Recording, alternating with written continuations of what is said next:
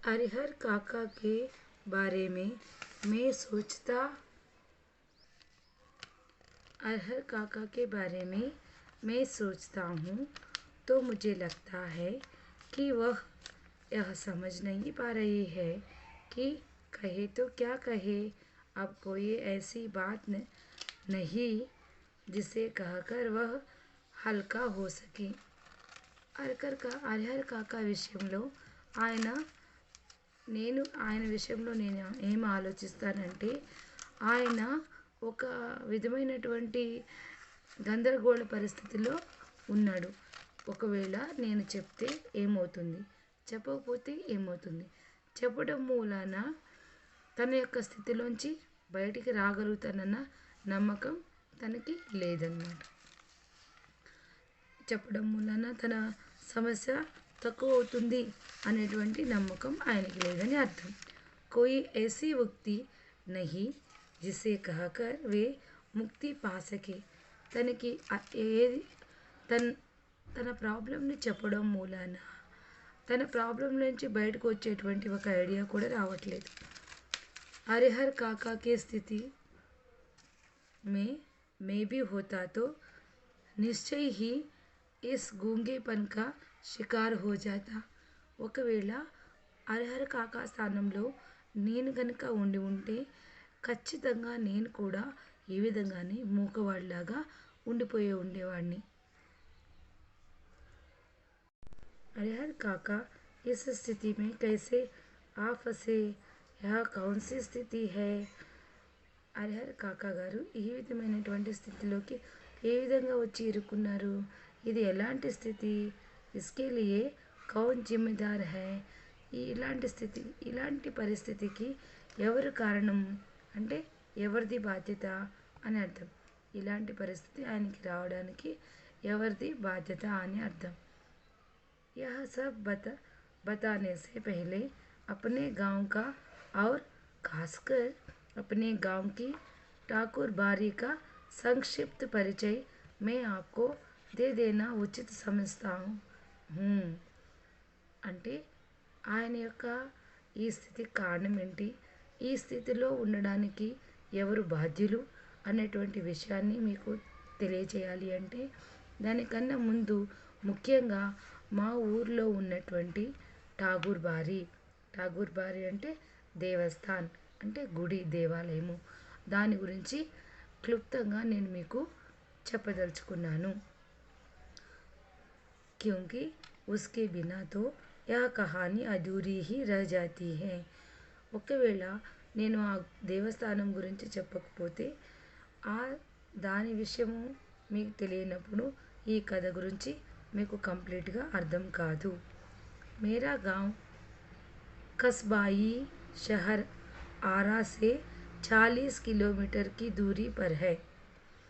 మా యొక్క విలేజ్ కస్బాయి అనే షహర్ అంటే పట్టణానికి 40 కిలోమీటర్కి దూరీ పర్ హై అంటే పట్టణానికి 40 కిలోమీటర్ల దూరంలో మా కస్బాయి అనేటువంటి విలేజ్ ఉన్నది అని చెప్తున్నాడు. హసన్ బజార్ బస్ స్టాండ్కి పాస్ హసన్ బజార్ అనేటువంటి బజార్ ఉంది, అది బస్ స్టాండ్కి దగ్గరగా ఉంది. గాంకి కుల్ ఆబాదీ 2,500 होती है. అంటే గ్రామంలో ఉన్నటువంటి మొత్తము జనసంఖ్య 3,500 ఉంటారు. గావ్ మే 3 ప్రముఖ స్థాన్ హై. చాలా ముఖ్యమైనటువంటి స్థానాలు గ్రామంలో 3 మాత్రమే ఉన్నాయి. गांव के पश्चिम किनारे का बड़ा सा तालाब. గ్రామంలో పశ్చిమం సైడు ఉన్నటువంటి అంటే వెస్ట్ సైడ్ ఉన్నటువంటి పెద్ద చెరువు తాలాబ్. गांव के मध्य स्थित बरगद का पुराना वृक्ष. గ్రామం మధ్యలో ఉన్నటువంటి ఎన్నో సంవత్సరాలైనటువంటి బరగద్ చెట్టు అంటే అది ఊడల మర్రి చెట్టు. और गांव के पूर्व में ఠాకూర్ జీ కా విశాల్ మందిర్. గ్రామానికి తూర్పు వైపు దేవుడి పెద్ద మందిరము అంటే దేవుని గుడి, జిసే గాంవ్ కే లోగ్ ఠాగూర్ బారి कहते हैं. గ్రామంలో దాన్ని గ్రామ ప్రజలు ఠాగూర్ బారి అని పిలుస్తారు. నెక్స్ట్, गांव में इस ठाकुर बारी की स्थापना कब हुई? इसकी ठीक ठीक जानकारी किसी को नहीं. గ్రామంలో ఠాగూర్ బారి అనేటువంటి ఈ గుడి ఎప్పుడు స్థాపింపబడింది, దీని గురించినటువంటి ఇన్ఫర్మేషను ఎవరికి కూడా కంప్లీట్గా తెలియదు. इस संबंध में गांव में जो कहानी प्रचलित है वह यह कि वर्षों पहले जब यह गांव पूरी तरह बसा भी नहीं था. ఈ గుడి గురించి ఒక కథ అందరికీ తెలిసిందిగా ఉంది, ప్రసిద్ధి చెందిందిగా ఉంది. ఏంటంటే ఎన్నో సంవత్సరాల క్రితం ఈ గ్రామం పూర్తిగా తయారు కూడా అవ్వలేదన్నమాట. పూర్తిగా ఒక గ్రామంగా కూడా ఏర్పడలేదు. అప్పుడు జరిగిన సంఘటన. कहीं से एक संत आकर इस स्थान पर झोपड़ी बना रहने लगे थे. ఇక్కడి నుంచే ఒక సాధువు వచ్చి ఒక గుడిసె వేసుకొని ఈ స్థలంలో ఉంటూ ఉండేవాడు. వహ సుబహ్ షామ్ యహ ఠాకూర్ జీకి పూజ కర్తే थे. ఆయన పొద్దున సాయంత్రము అక్కడ ఠాగూరు అంటే దేవుడికి పూజ చేస్తూ ఉండేవాడు. లోగోं से मांग कर खा लेते थे. అందరి దగ్గర అడుక్కొని తింటూ ఉండేవాడు. और పూజా పాఠ్కి భావన జాగ్రత్త కర్తే थे. అంటే ఒక అడుక్కునే వ్యక్తిలా కాకుండా సాధువు ఆ రోజుల్లో ఇంటికి వెళ్ళినప్పుడు భక్తితో జనాలు వాళ్ళకి తినడానికి ఇచ్చేటువంటి వాళ్ళు. ఆ విధంగా ఆయన కష్టపడి పని చేసుకోవడం కాకుండా మామూలుగా ఆ విధంగా ఒక సాధువు ఆహారాన్ని ఎలా పొందుకుంటే అలా ఆయన పొందుకునేవాడు ఆ విలేజ్లో ప్రజల దగ్గర నుంచి. అంతేకాకుండా పూజా పాఠకి భావన జాగృత్ కర్తే थे. జనాలలో పూజలు చేయాలని దేవుడి గురించి నాలెడ్జ్ డెవలప్ చేస్తూ ఉండేవాడు.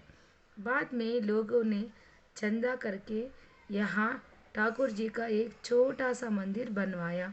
తర్వాత జనాలందరూ కూడా విలేజ్లో వాళ్ళు అందరి దగ్గర కొంత అమౌంట్ మనీ కలెక్ట్ చేసుకొని చందా అంటే మీకు తెలుసు గణేష్ చతుర్థికి చందా కలెక్ట్ చేస్తారు కదా, అట్లానే వాళ్ళు కలెక్ట్ చేసుకొని ఒక చిన్న టెంపుల్ కట్టేశారు. फिर जैसे जैसे गांव बस गया और आबादी बढ़ती गई, मंदिर के कलेवर में भी विस्तार होता गया. ఏ విధంగా అయితే విలేజ్ పెరుగుతూ వచ్చిందో జనసంఖ్య కూడా పెరుగుతూ వచ్చింది. అంతేకాకుండా మందిరం యొక్క రూపురేఖలు కూడా పెరుగుతూ వచ్చాయి. అంటే పెద్దగా కడుతూ వచ్చారు, టెంపుల్ని పెద్దది చేస్తూ వచ్చారు. लोग ఠాగూర్ जी को मनौती मनाते कि पुत्र हो, मुकदमे में विजय हो, लड़की की शादी अच्छे घर में तय हो, लड़के को नौकरी मिल जाए. ఇక్కడ వాళ్ళు తయారు చేసుకున్నటువంటి పెద్ద ఏదైతే టెంపుల్ ఉందో అక్కడికి వెళ్ళి ఠాగూర్జీ అంటే దేవుడి దగ్గరికి వెళ్ళి మనాతే అంటే మొక్కుకునేటువంటి వాళ్ళు కొడుకు పుట్టాలని, వాళ్ళ యొక్క కోర్టు కేసులో వాళ్ళు గెలవాలని, ఆడపిల్లకి మంచి కుటుంబంలో చక్కగా పెళ్లి జరగాలని, కొడుకుకి మంచి జాబ్ రావాలని, ఇలా రకరకాల మొక్కులు ఎవరికి కావాల్సిన మొక్కులు వాళ్ళు మొక్కుకుంటూ ఉండేవాళ్ళు.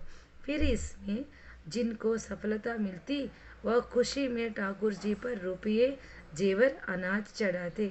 ఈ విధంగా వాళ్ళకి ఏదైనా కోరుకున్నది జరిగినప్పుడు ఠాగూర్జీకి అంటే దేవుడికి వాళ్ళు కొందరేమో డబ్బులు ఇచ్చేవాళ్ళు, కొందరేమో బంగారాలు ఇచ్చేవాళ్ళు, అలా కొందరేమో బియ్యం ఇచ్చేవాళ్ళు.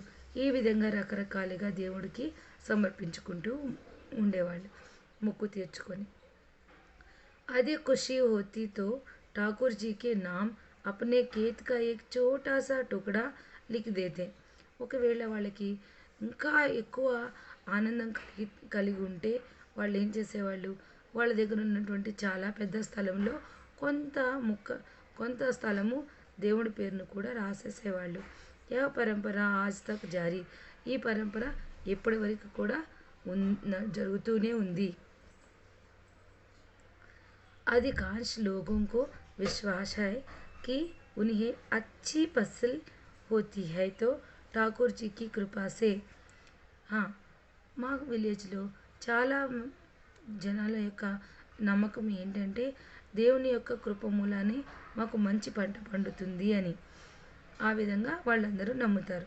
ముకద్దమే మే ఉన్కి జాతి హుయితో ఠాకూర్ జీకే చల్తే, ఒకవేళ వాళ్ళ యొక్క కోర్టు కేసులో వాళ్ళకి గెలుపు కలిగితే దేవుడే నాకు ఈ గెలుపు ఇచ్చాడని వాళ్ళు అనుకునేవాళ్ళు. लड़की की शादी इसलिए जल्दी तय हो गई क्योंकि ठाकुर जी को मनौती मनाई गई थी. నా కూతురికి పెళ్లి సంబంధము త్వరగా నిశ్చయం అయిపోవడానికి కారణం నేను దేవుని దగ్గర మొక్కుకున్నాను. అందుకని నా మొక్కుని బట్టి మొక్కుబడిని బట్టి నాకు నా కూతురికి ఈ విధంగా జరిగిందని అలా అనుకునేవాళ్ళు ఆ ప్రజలు. लोगों के इस विश्वास का ही यह परिणाम है कि गांव की अन्य चीज़ों की तुलना में ठाकुर बारी का विकास 1000 गुना अधिक हुआ है. ఈ విధంగా జనాలు వాళ్ళ నమ్మకాన్ని దేవుడితో ఈ విధంగా వాళ్ళు కంపేర్ చేసుకోవడం మూలన ఇతర విషయాలలో కూడా జనాలకి ఠాగూర్ అంటే దేవుడి మీద నమ్మకం అనేటువంటిది 1000 రెట్లు అధికంగా పెరిగిపోయింది. अब तो यह गांव ఠాకూర్ బారీ से ही पहचाना जाता है. ప్రస్తుతం అయితే మా యొక్క విలేజ్ ఠాకూర్ బారీ అనే పేరుతోనే ఫేమస్ అయిందనమాట. అంటే ఈ గుడి నుంచి ఫేమస్ అయిందని అర్థం. यह ఠాకూర్ బారీ ना सिर्फ मेरे गांव की एक बड़ी और विशाल ఠాకూర్ బారీ है बल्कि पूरे इलाके में इसकी जोड़ की दूसरी ఠాకూర్ బారీ नहीं. మా విలేజ్లోనే కాదు, ఆ చుట్టుపక్కల ప్రాంతం అంతట్లో కూడా ఇంత పెద్ద విశాలమైనటువంటి గుడి లేదు. అన్ని ప్రాంతాల్లో వాళ్ళకి కూడా ఇది ఫేమస్ అయినటువంటి టెంపుల్గా ఉంది అని. వేరే టెంపుల్స్తో కంపేర్ చేసినప్పుడు ఇదే పెద్దది ఉంది, దీనికన్నా పెద్దది వేరేది లేదని అర్థం. ఠాకూర్ బారీ కే నామ్ పర్ 20 బిఘే ఖేత్ హై. ఆయన అంటే దేవుని మాన్యమని అంటుంటారు. దేవుడికి ఇచ్చినటువంటి స్థలాన్ని దేవుడు 20 సెంట్లు అని అన్నట్టు అనమాట. అంత స్థలం ఉంది. ధార్మిక్ లోగోంకి ఏక్ సమితి హై. అంటే కమిటీ ఉంటుంది కదా, సహజంగా ఒక దేవుని టెంపుల్ నడపడానికి దానికి సంబంధించిన స్థలాలని అన్నిటిని చూసుకోవడానికి అలా ఒక సమితి ఉంది, దాన్నే కమిటీ అంటారు. जो ठाकुर बारी की देख रेख और संचालन के लिए प्रत्येक 3 साल पर एक महंत और एक पुजारी की నియుక్తి करती है. అంటే అక్కడ ఉన్నటువంటి ఆ కమిటీ ఏం చేస్తుందంటే దేవుని యొక్క దేఖరేఖ్ అంటే టైం టు టైము పూజలు రకరకాలుగా జరగడము, ఆ నగలని ఆ స్థలము దేవుడికి ఎవరైతే జనాలు మొక్కుబడిగా ఇచ్చినటువంటి స్థలం ఉందో దాన్ని చూసుకోవడము, దేనైనా అవసరానికి ఉపయోగించడం, దాన్ని డెవలప్ చేయడానికి కట్టుబడి చేయడానికి, ఇలా రకరకాలైనటువంటి డెవలప్మెంట్ పనులన్నిటికీ వచ్చిన అమౌంట్ని ప్లానింగ్ చేసుకుంటూ ఆ విధంగా చేయడానికి ఒక కమిటీ ఉంది. అంతేకాకుండా గుడి పెద్దగా అవడం వలన ఇంకా ఎక్కువ మంది అర్చకుల్ని నియుక్తి అంటే పుజారికి నియుక్తి అంటే అర్చకుల్ని అపాయింట్ చేసేటువంటి వాళ్ళు అనమాట. సంచాలన అంటే నడపడం అనమాట. గుడిని చక్కగా నడపడం. ఫ్రెండ్స్, మీకు కనుక మా వీడియో నచ్చితే లైక్ చేయండి, షేర్ చేయండి, సబ్స్క్రైబ్ చేసుకోండి. మా నోటిఫికేషన్స్ మీకు అందడానికి కిందన్న బెల్ ఐకాన్ని క్లిక్ చేయండి ఫ్రెండ్స్. మా వీడియోని స్కిప్ చేయకుండా చూడండి friends. Thank you friends. Bye bye.